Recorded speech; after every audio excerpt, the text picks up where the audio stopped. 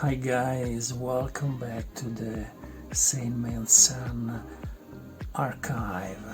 Today we get the third chapter of the COVID Italian job. Today we move to the China of the time of Hu Jintao ruling, but we bring with us two US actors. One is Joe Biden, the second is Anthony Fauci.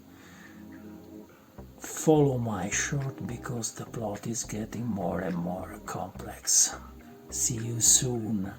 Don't forget to put follow and like. And bye brothers, at the next time. China and COVID scam. Unaware victim or accomplice? The first question to answer is why Fauci Network have chosen China as unaware victim and accomplice of this global scam? Because the Chinese population is historically affected by lung disease. Involving the Chinese government in research on the subject was therefore easy. Pagina who was ruling at that time, so we can suppose he was involved somehow by the globalists. Moreover, in China isn't forbidden gain-of-functions research that is mainly focused on military purposes.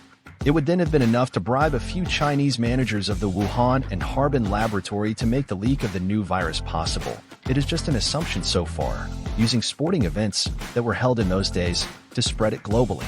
Moreover, the traditional difficulty of the communist government in managing and release information would have given the mainstream media link to giants such as Vanguard, BlackRock, and State Street, which also controls Big Pharma, an almost worldwide monopolistic regime on news. It is a fact the virus is not present in nature but was created in a laboratory in Wuhan, in the Biosecurity Laboratory 4 and its same feature in Harbin.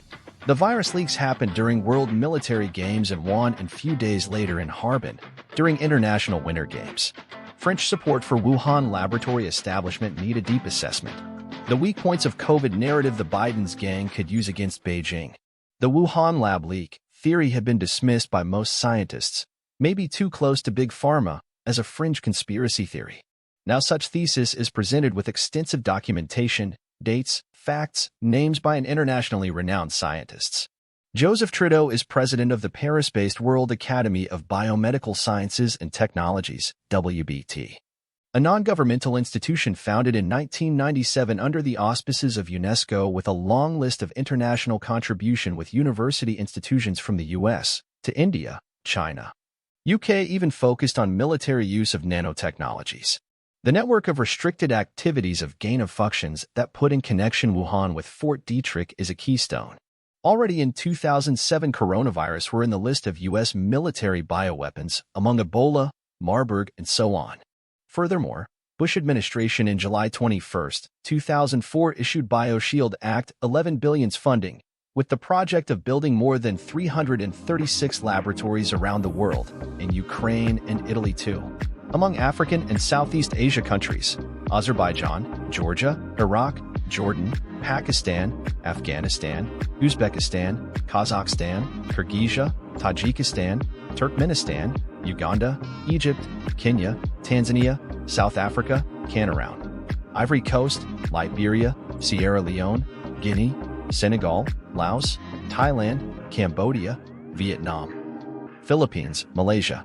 We can note that Italy is the only member of UE and developed country in the list.